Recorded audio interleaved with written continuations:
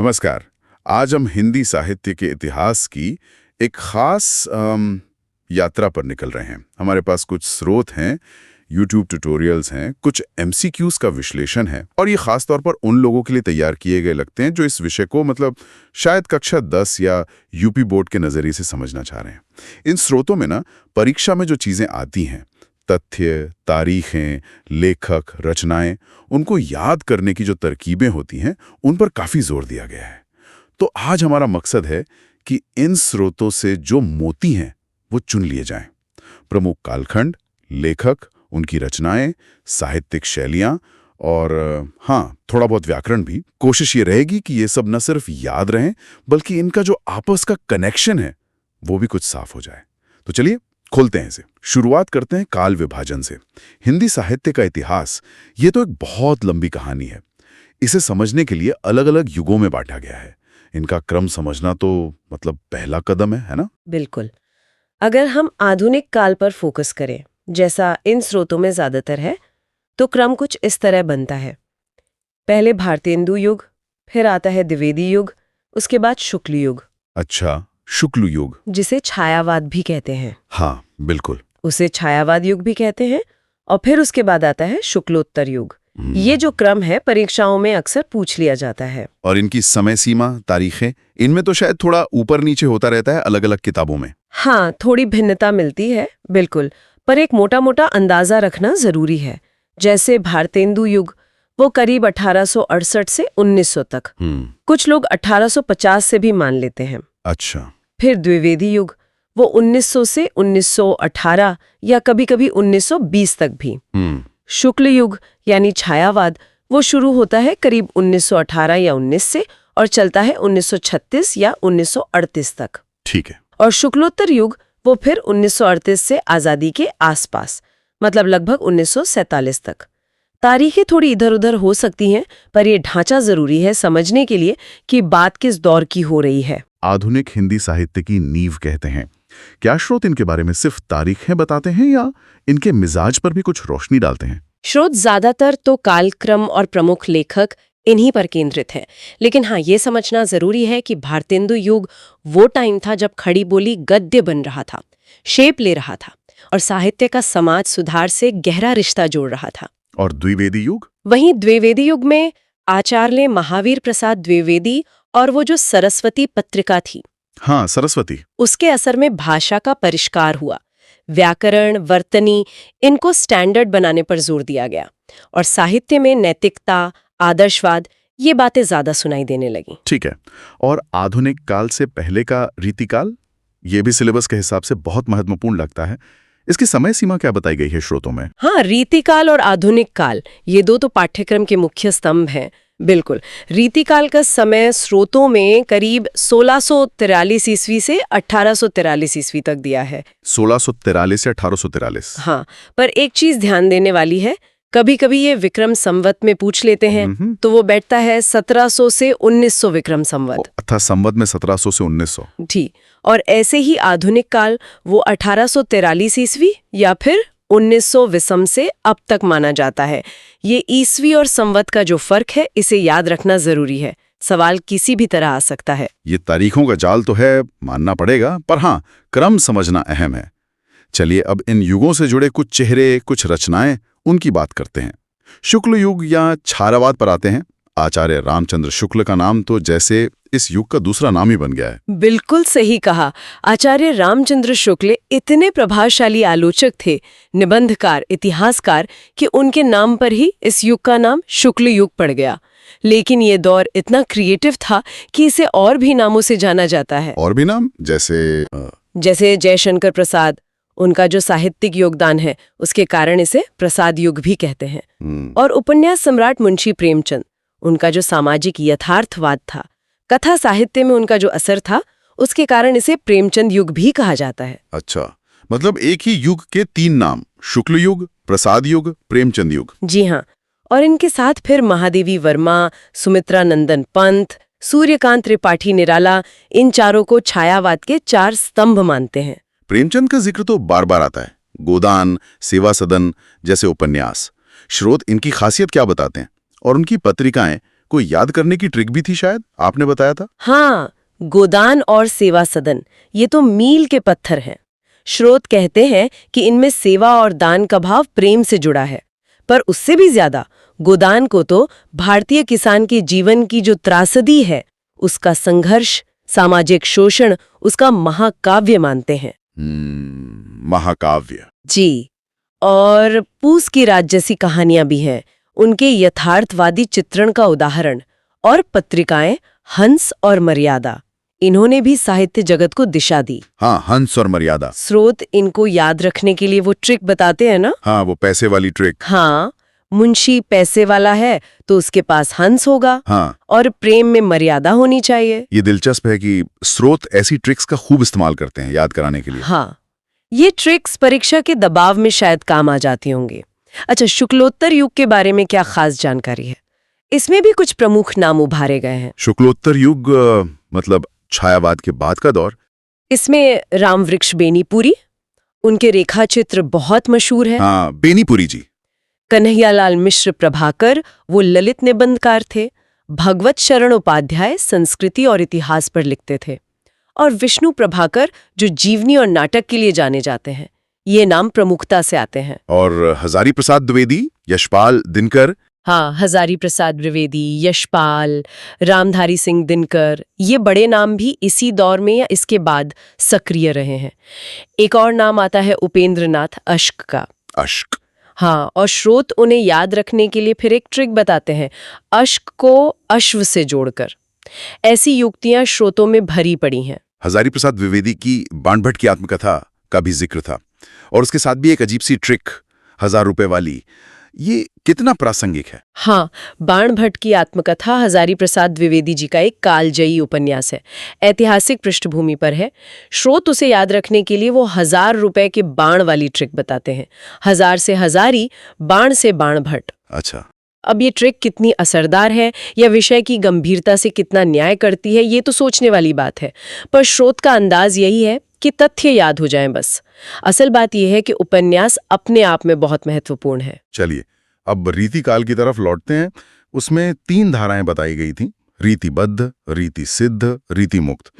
ये विभाजन किस आधार पर है? क्या सिर्फ ट्रिक से इन्हें समझ सकते हैं? नहीं, ये विभाजन बहुत महत्वपूर्ण है और सिर्फ ट्रिक से समझना तो अधूरा रहेगा। देखिए, रीतिकाल में काव्य शास्त्र मतलब अलंकार, रस, नायिका भेद वगैरह, इन पर आधारित रचना करने की एक परंपरा थी। ठीक है। तो पहली धारा है रीतिबद्ध। ये वो कवि थे जो इन शास्त्रीय नियमों या लक्षणों को समझाते हुए उनके उदाहरण के तौर पर कविता लिखते थे। मतलब नियमबद्ध थे एक तरह से। नियमबद्ध होके। केशवदास, जिन्हें कठिन काव्य का प्रेत भी कहते हैं। हाँ, सुना है। मतीराम, देव, भूषण, भिकारी दास, ये सब इसी धारा के हैं।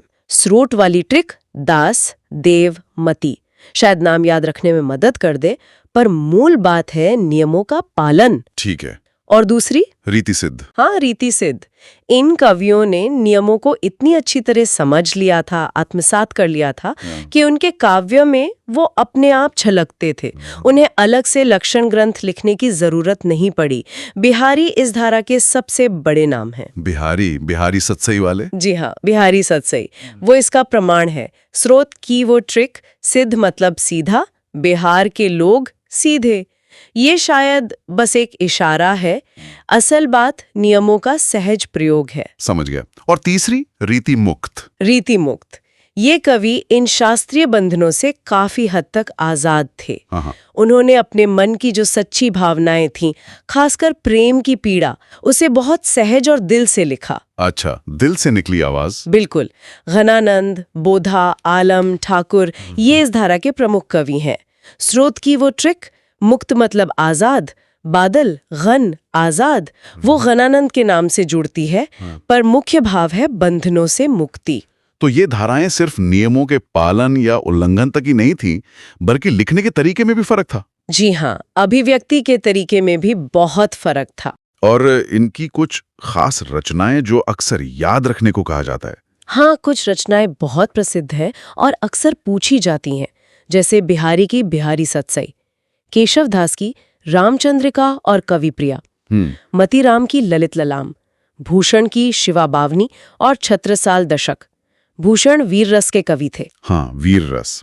देव की भाव विलास और घनानंद की सुजान सागर या इश्क लता। ठीक है। अब आते हैं इन युगों की साहित्यिक विशेषताओं पर, प्रवृत्तियों पर। छायावाद की पहचान क्या है? प्रकृति का मानवीकरण, ये शब्द बार बार सुनने को मिलता है। इसका असल मतलब क्या है? प्रकृति का मानवीकरण छायावाद की जान है, कह सकते हैं। इसका मतलब है प्रकृति को सिर्फ पेड़ पौधे या नदी पहाड़ की तरह नहीं देखना, बल्कि एक जीवित सत्ता की तरह देखना। उस पर मानवीय भावनाओं क्रियाओं का आरोप करना। जैसे बादल का रोना, फूलों का हंसना। ये सिर्फ प्रकृति वर्णन नहीं था, ये कवियों का अपने समय की जो घुटन थी या राष्ट्रीय चेतना थी या व्यक्तिगत वेदना, उसे प्रकृति के पर्दे में कहने का एक तरीका भी था। ये द्विवेदी युग की जो सीधी सपाट बातें थीं, उससे अलग था। अच्छा, मतलब भावनाओं को प्रकृति के जरिए कहना। हाँ, और इसके अलावा छायावाद में रहस्यवाद भी है। किसी अज्ञात सत्ता के प्रति आकर्षण या जिज्ञासा। राष्ट्रीय सांस्कृतिक चेतना भी है और श्रृंगार व प्रेम की वेदना का बहुत सूक्ष्म कलात्मक चित्रण मिलता है। स्रोत बताते हैं कि परीक्षा के हिसाब से प्रकृति का मानवीकरण खास तौर पर पूछा जाता है। और रीतिकाल, वो तो बिल्कुल अलग दुनिया लगती है। श्रृंगार, अलंकार, राजाओं की तारीफ। हाँ, रीतिकाल का माहौल काफी अलग था। वहाँ श्रृंगार रस की प्रधानता थी। नायक नायिका का सौंदर्य, विलास, प्रेम लीलाएं, इनका बहुत विस्तार से, कभी कभी बढ़ा चढ़ाकर वर्णन मिलता है। दूसरी बड़ी विशेषता है अलंकारों का चमत्कारपूर्ण प्रयोग। कवि जैसे अपनी कलाबाजी दिखाते थे अलंकारों से। भाषा ज्यादातर ब्रज भाषा थी। ब्रज भाषा, हाँ। और क्योंकि ज्यादातर कवि किसी न किसी राजा या नवाब के दरबार में थे, तो आश्रयदाताओं की प्रशंसा करना वो उनकी मजबूरी या जरूरत थी।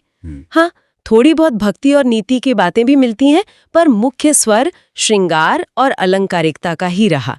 फिर आता है प्रयोगवाद। अज्ञेय का नाम इससे जुड़ा है। ये प्रयोग किस चीज का था? सच्चिदानंद हीरानंद वात्स्यायन अज्ञेय इन्हें प्रयोगवाद का प्रणेता मानते हैं। उन्होंने 1943 में तार सप्तक का संपादन किया, जिससे इस धारा की शुरुआत मानी जाती है। 1943 तार सप्तक जी। और ये प्रयोग असल में कविता के हर लेवल पर था। विषय वस्तु में जैसे आम आदमी की कुंठा, शहरी जीवन की उलझने, भाषा में नए शब्द, नए प्रतीक, शिल्प में नए छंद, नई लय। अच्छा, हर तरह से नयापन। हाँ, इसमें बौद्धिकता पर जोर था, यथार्थ का नग्न चित्रण था, और लघु मानव मतलब समाज का जो आम साधारण इंसान है, उसको महत्व दिया गया।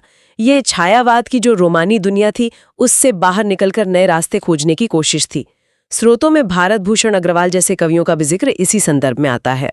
आपने तार सप्तक का जिक्र किया जी। इसकी तारीखें बहुत अहम बताई गई हैं। हाँ, तार सप्तक प्रयोगवाद और उसके बाद की जो नई कविता है, उसके लिए एक मील का पत्थर है।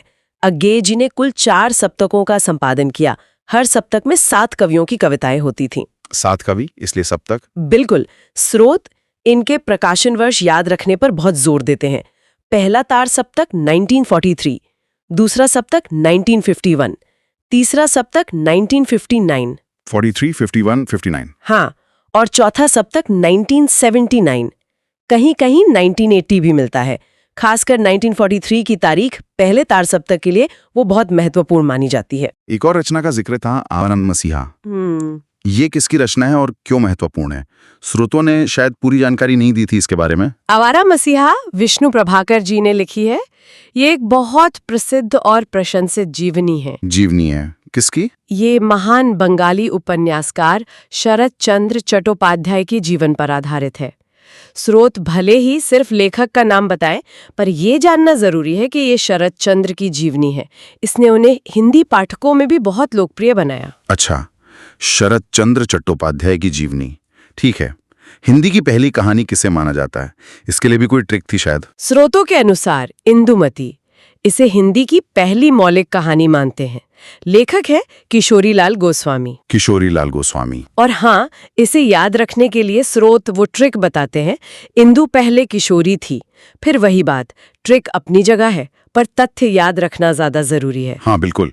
और हिंदी साहित्य के सबसे बड़े आलोचक और निबंधकार के तौर पर किसका नाम स्थापित है? इसमें तो कोई शक नहीं, आचार्य रामचंद्र शुक्ल। स्रोत उन्हें श्रेष्ठ निबंधकार मानते हैं। चिंतामणि उनका निबंध संग्रह है, मित्रता जैसा प्रसिद्ध निबंध है उसमें। हाँ, मित्रता। गंभीर आलोचक हैं, रस मीमांसा जैसा ग्रंथ लिखा और हिंदी साहित्य का पहला व्यवस्थित इतिहास लिखने वाले इतिहासकार भी वही हैं। उनका कद बहुत ऊंचा है। साहित्य की इस यात्रा के साथ साथ भाषा की बनावट मतलब व्याकरण, उस पर ध्यान देना भी जरूरी है। स्रोतों में कुछ व्याकरण के बिंदु भी उभारे गए हैं जो शायद परीक्षा में सीधे पूछ लिए जाते हैं, जैसे उपसर्ग पहचानना। हाँ, व्याकरण के कुछ चुने हुए उदाहरण दिए हैं जो दिखाते हैं कि परीक्षा में कैसे सवाल आ सकते हैं। जैसे अनुरूप शब्द में अनु उपसर्ग है, अभ्यागत में अभि, ये अभि प्लस आगत की संधि से बना है। अच्छा, संधि विच्छेद भी देखना होगा। हाँ, सुगम में सु उपसर्ग है, आगमन में आ। स्रोत इस पर भी ध्यान दिलाते हैं कि कभी कभी कंफ्यूजन हो सकता है, जैसे अनुत्तीर्ण। हाँ, इसमें अनु नहीं है। नहीं, इसमें उपसर्ग अनु नहीं बल्कि अन है, न में हलंत वाला, जिसका मतलब होता है नहीं।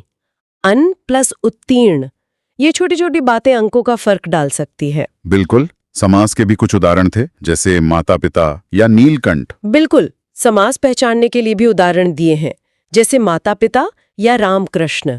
इनमें द्वंद्व समास है क्योंकि दोनों पद प्रधान है और बीच में और छिपा है। ठीक है, द्वंद्व समास। नीलकंठ मतलब नीला है कंठ जिसका, यहाँ इशारा भगवान शिव की तरफ है। तो ये बहुव्रीहि समास है जहाँ कोई तीसरा अर्थ मुख्य होता है। बहुव्रीहि। नवरत्न यानी 9 रत्नों का समूह, यहाँ पहला पद संख्या बता रहा है तो ये द्विगु समास है। संख्या वाला द्विगु। जी। और नीलकमल यानी नीला है जो कमल, नील गाय यानी नीली है जो गाय, या नीलांबर यानी नीला है जो अंबर वस्त्र। इनमें विशेषण विशेष्य का संबंध है, इसलिए ये कर्मधारय समास के उदाहरण हैं। कर्मधारय। अच्छा, और रस और अलंकार, इनके भी कुछ जाने पहचाने उदाहरण दिए गए थे। हाँ, रस और अलंकार पहचानने के लिए भी पंक्तियां दी गई हैं। जैसे किसी हास्य कविता की पंक्ति, हाथी जैसी देह है गेंडे जैसी खाल, इसको हास्य रस का उदाहरण बताया है। ठीक है। चरण कमल बंदो हरि राय, यहाँ चरणों को सीधे कमल ही कह दिया, उपमा नहीं दी, तो ये रूपक अलंकार है। रूपक। और एक पंक्ति थी, उस काल मारे क्रोध के तन कांपने उसका लगा, मानो हवा के जोर से सोता हुआ सागर जगा। यह मानो शब्द आ रहा है जो संभावना या कल्पना दिखाता है, इसलिए इसे उत्प्रेक्षा अलंकार का उदाहरण माना है। उत्प्रेक्षा, मानो, जनू, जानो। हाँ, बिल्कुल। ये उदाहरण बताते हैं कि किस तरह की पंक्तियां देकर रस या अलंकार पहचानने को कहा जा सकता है। तो कुल मिलाकर इन स्रोतों के जरिए हमने हिंदी साहित्य के इतिहास के जो मुख्य पड़ाव हैं, चेहरे, रचनाएं, शैलियां और यहाँ तक कि कुछ व्याकरण की बारीकियों को भी छुआ। ये एक तरह से उस विशाल नज़ारे का एक संक्षिप्त सा खाका है। हाँ, और इन सब के बीच के जो सूत्र हैं उनको पकड़ना जरूरी है। कैसे एक युग की परिस्थितियां अगले युग के साहित्य पर असर डालती हैं, कैसे लेखक अपने समय से बात करते हैं और कैसे साहित्यिक प्रवृत्तियां बदलती हैं। स्रोतों का जोर भले ही तथ्यों और तारीखों को रटने पर हो, लेकिन असली समझ तो इनके आपसी रिश्तों को जोड़ने से ही आती है। परीक्षा के लिए बेशक प्रमुख लेखक, उनकी रचनाएं, समय सीमा और मुख्य विशेषताएं, ये सब याद रखना अहम है। ये जानकारी उन लोगों के लिए वाकई एक उपयोगी नक्शा बन सकती है जो इस विषय में अपनी समझ बनाना शुरू कर रहे हैं, खासकर परीक्षा के नजरिए से। अंतिम विचार। हाँ, पर यहाँ एक बात पर सोचना लाजमी है। ये जो स्रोत हैं, जो मुख्य रूप से यूट्यूब ट्यूटोरियल और MCQ विश्लेषण पर आधारित हैं, ये जानकारी को याद कराने के लिए ट्रिक्स और परीक्षा पैटर्न पर बहुत ज्यादा निर्भर करते हैं। हाँ, ये तो है। तो सवाल ये उठता है कि क्या सीखने का ये तरीका साहित्य जैसे विषय की जो गहरी समझ होती है, उसका सौंदर्य, उसके सामाजिक सांस्कृतिक संदर्भ, उनकी सच्ची सराहना को बढ़ावा देता है, या ये महज परीक्षा में सफलता पाने का एक शॉर्टकट बनकर रह जाता है? ये हम सबके लिए सोचने का विषय है कि हम अपनी सांस्कृतिक विरासत, खासकर साहित्य को कैसे सीखते हैं और उससे किस हद तक जुड़ पाते हैं।